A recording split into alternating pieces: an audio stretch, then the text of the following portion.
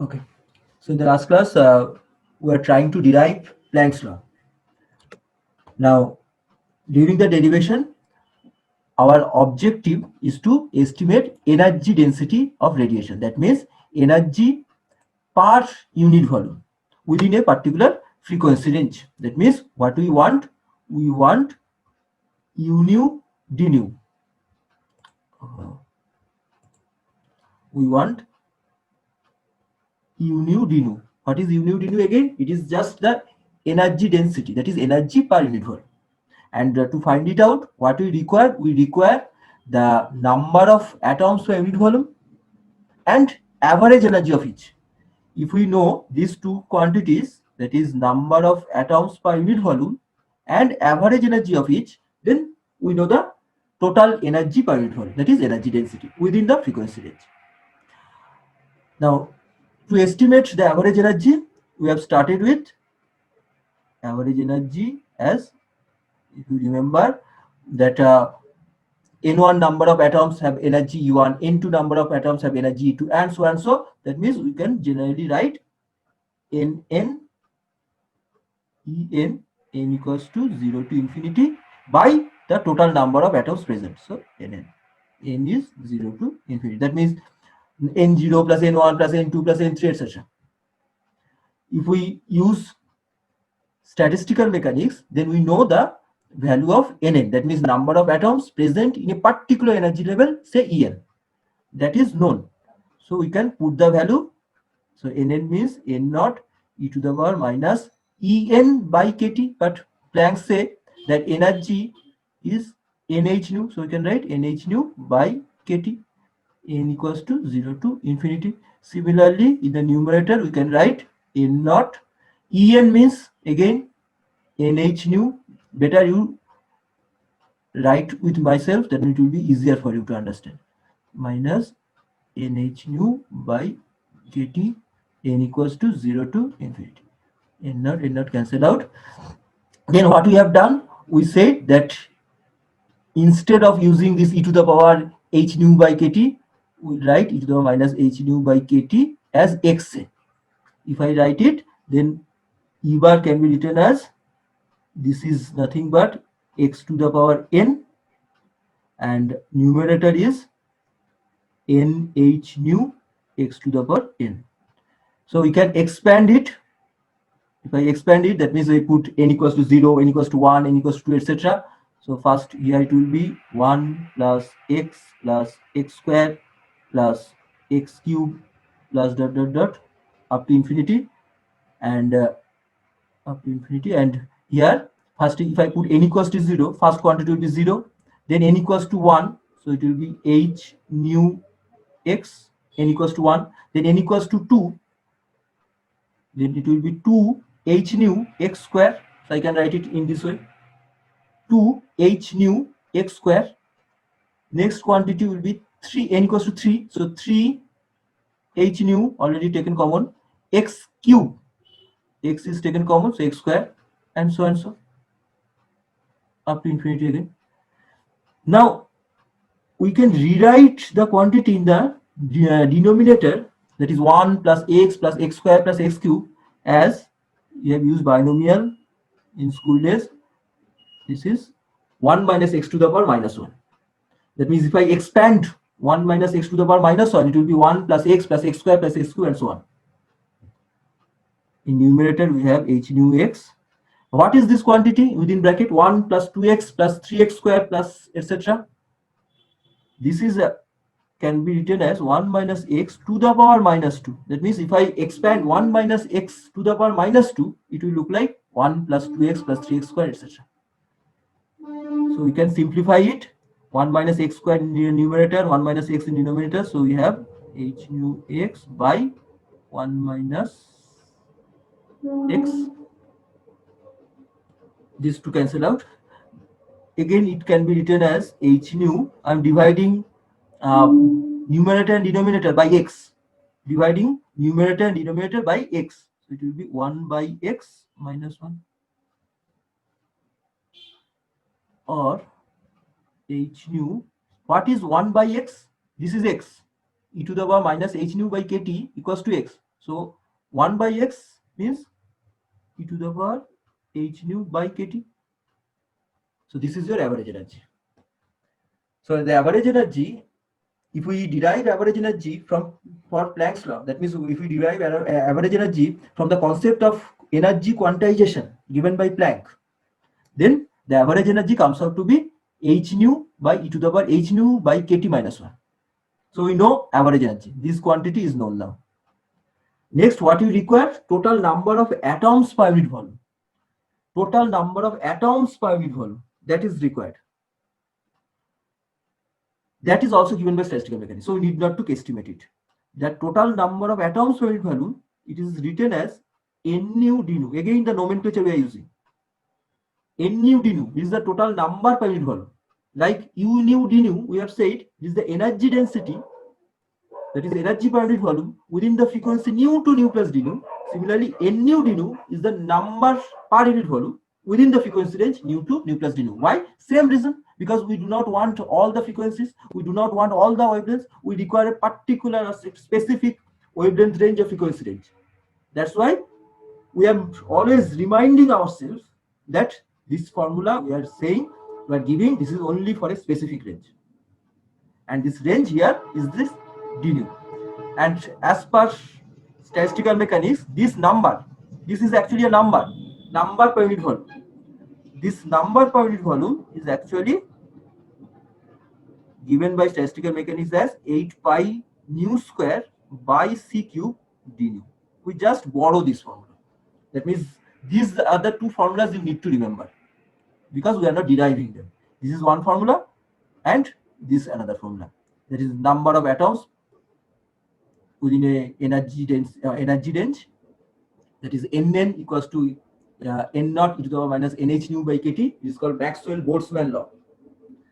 That two formulas we need to remember because we are not deriving them. For our simplicity, we are using them.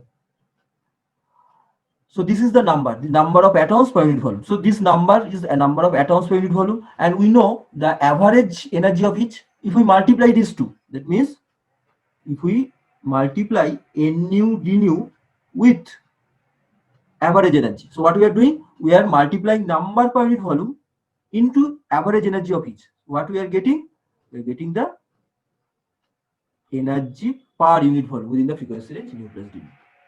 So energy density, that is energy per unit volume within this frequency range d nu, is actually number of atoms per unit volume. This is number of atoms per unit volume within this frequency range multiplied by average energy of each.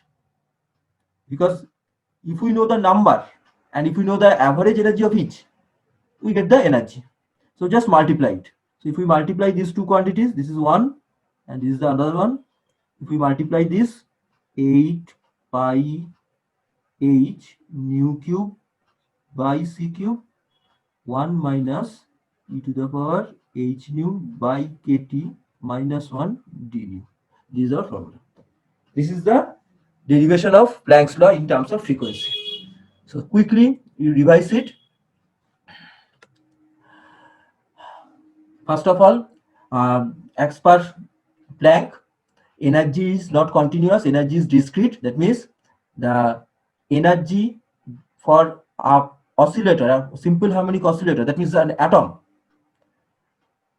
the energy for an atom having energy En is nh nu. That is En equals to nh nu. What is n? N is called the quantum number. N can be 0, 1, 2, 3, etc. So n, suppose we want to find out the energy of fifth energy level. So we put E5. E5 will be 5 h nu. And h nu is the smallest value of energy. Below it, we cannot have any energy. According to Maxwell-Boltzmann distribution, we know the number of atoms present in a particular energy level. So if we use these two, then we can find out average energy E bar. We can estimate the average energy E bar as the total amount of energy by total number of atoms. Just we have derived it, and we have seen this value comes out to be h nu by e to the power h nu by kt minus 1. So this is the average energy of all the atoms. That means we are not bothering about individual atom. What is the energy of this atom? What is the energy of that atom? We are estimating the average energy. And then what we require? We require the number of atoms. So that number of atoms is given by this number of atoms within the frequency range nu to nu plus dnu is given by statistical mechanics again as 8 pi by nu cube c square dnu. So we'll use this. So we require nu dnu and we require average energy. If we know these two, then the energy density of radiation, that is u nu dnu, can be estimated. Average energy we have estimated, whereas nu dnu we have borrowed from statistical mechanics, and that number is 8 pi by c cube nu square dnu. So if we put those two values, we get u nu dnu as 8 pi h nu cube by c cube 1 by to the power h nu by kt minus 1 dnu. Remember, you need to remember this formula. This is your Planck's law. This is your Planck's law in terms of frequency, because you observe that the quantity is represented in terms of frequency. That means if frequency is given, we can estimate the energy per unit volume with the help of this formula. If we know the frequency. If we know the frequency, then we can put the value of frequency. All the other things are constant except temperature. So for temperature is supplied. Suppose we are asked that what is the plot, or the question is plot energy density as a function of frequency at temperature 1000 Kelvin. So we know T is 1000. All the quantities except nu are constant. So we'll just vary nu, and as a result we will get defined values of u nu dnu. Then plot them. But the problem is instead of frequency, if wavelength is supplied, that means you are asked that like the experimental curve we have seen. Experimental curves we have seen was energy or intensity as a function of wavelength, not as a function of frequency. Then we need to convert this formula in terms of wavelength. We need to convert it in terms of wavelength. We need not to derive it again. We'll just convert it in terms of wavelength. Same answer we want to get. Actually, what we'll get? A numerical value. If we put the values, you'll get a numerical value. But instead of frequency, if we are given wavelength, the value of wavelength is supplied, then what will we do? We need to convert it into a formula which accepts wavelength. It's very easy to do because we know how frequency and wavelength are related. Frequency and wavelength are related by this formula. You know, they are inversely proportional, and the proportionality constant is velocity of light in free space, c. So nu equals to c by lambda. Therefore, what do you require here in the formula? Check. U 8 constant, pi h constant, c constant, kt constant, h constant. So what you require? You require nu and you require d nu. These are the two quantities you require actually.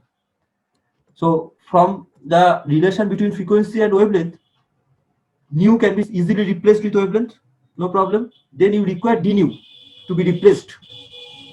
So take the differentiation. So d nu will be c by lambda square d lambda. Why I am taking mod?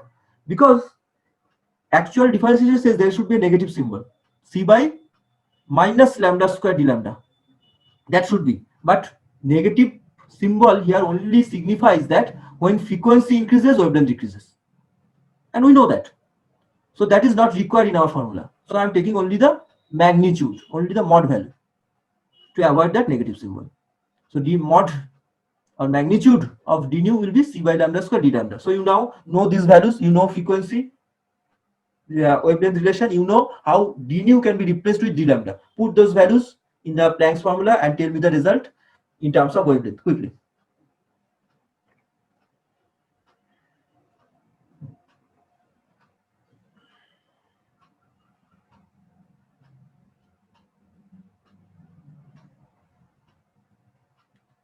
Calculate or rewrite the formula of Planck in terms of wavelength now.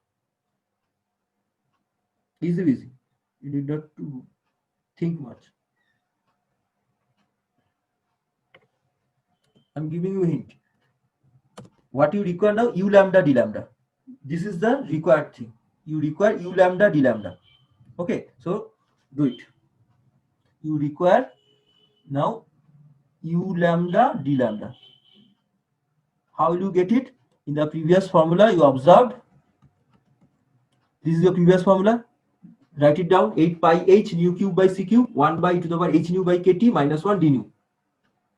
Now replace nu in terms of wavelength, replace d nu in terms of wavelength. Then the formula will be in terms of wavelength. That's why instead of u nu d nu, we'll write u lambda d lambda. Same thing. Only one is in terms of wave frequency and the other in terms of wavelength. That's the difference. That is the only difference here.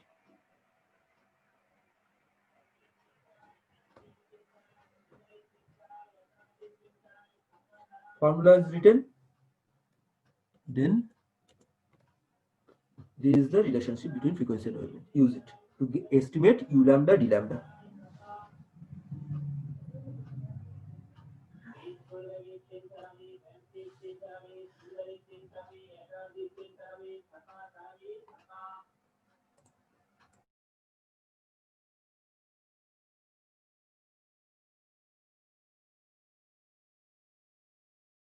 Sir, got it.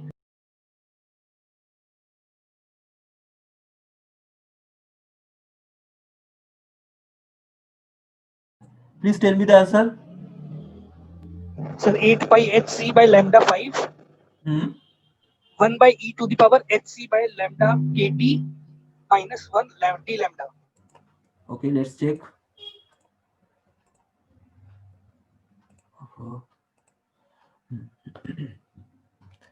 What we are doing? We are putting the value of frequency and d nu in the Planck's formula. So u lambda, okay, I'm writing u nu here for your understanding. I'm writing u nu d nu here. So it is 8 pi h nu cube by c cube 1 by e to the power h nu by kt minus 1 d nu. That was the Planck's law in terms of frequency. So now 8 pi h remains same, c cube remains same. We'll change nu cube. So nu cube means c cube by lambda cube, c cube by lambda cube. Then 1 by e to the power h, nu means c by lambda. So c by lambda kt minus 1. Now d lambda should be replaced. So d lambda is c by lambda square d lambda. So if you simplify it, it looks like 8 pi hc by lambda to the power 5, 1 by e to the power hc by lambda kt minus 1 d lambda. So this is your Planck's law. So both are Planck's law. One in terms of frequency, other in terms of wavelength. That means if in our application frequency is given, then we will use this formula. Whereas if wavelength is supplied, then we will use this formula. So depending on the situation, we will use the formula. But both the formula actually give you the same result. Some numerical value you will get. But the point is, what is your input? Depending on the input, you will choose your formula. That's all. Now the point is, this formula is very, very useful because this is the only formula. When you use this formula, the entire black body radiation curve experimentally done is fitted. That means whatever the curves I have shown you,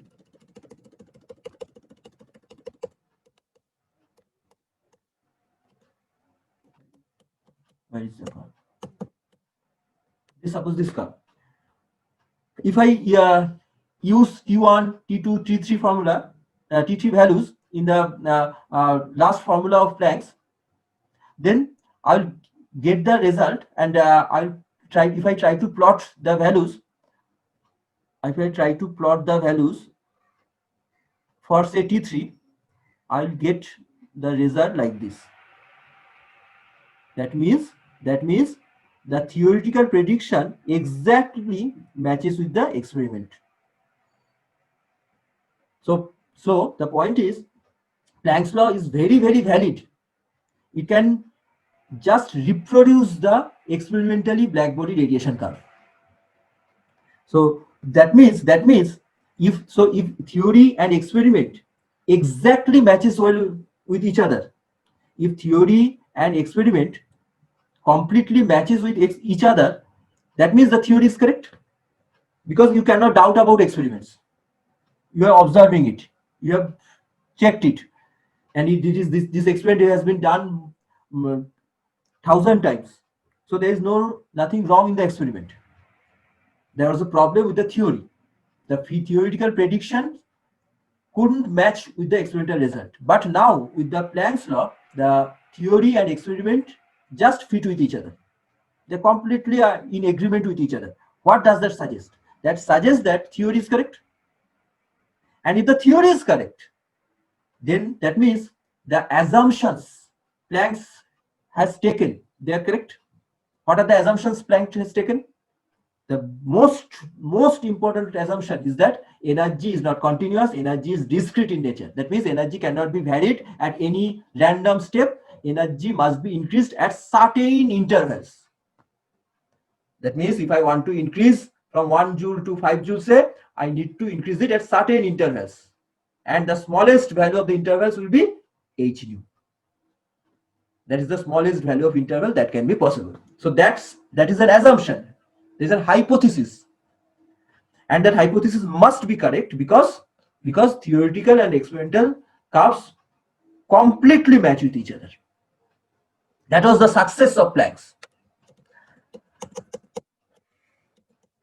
Now we'll not continue from this point onward today. We'll observe in the next class that Planck's law can be called as the mother law. We can derive all the 4 laws. We have discussed actually 4 laws. We have derived only 1 law, but we have discussed 4 other laws: Wien's radiation law, Rayleigh-Jeans law, Wien's displacement law, and Stephen-Boltzmann law. We'll observe all these 4 laws can be derived from Planck's law. So Planck's law is the mother law. If we understand Planck's law, then we need not to bother about the other law, because other law can be derived from Planck's law. In fact, in the next class, we will observe that within 1 or 2 steps, we can derive Wien's radiation law and Rayleigh-Jeans law from Planck's law easily. Only we need to understand the concept. That will be sufficient for us to derive those laws. But for Planck's law, you need some practice. You need to remember 2 things. One, the number of atoms per unit volume. This number you need to estimate. You need to remember nu dnu, that is number of atoms, number of oscillators per unit volume. That you need to remember. That is 8 pi nu square by c cube dnu. And you need to remember the Maxwell-Boltzmann distribution, that is number of atoms in a particular energy level. That you need to remember. If you remember these 2, then Planck's law can be derived. So my suggestion today at home, once you do it by yourself, because I think that just looking at Planck's law, you may not derive it by yourself. Do it by yourself. Now, if you have any query, please ask me.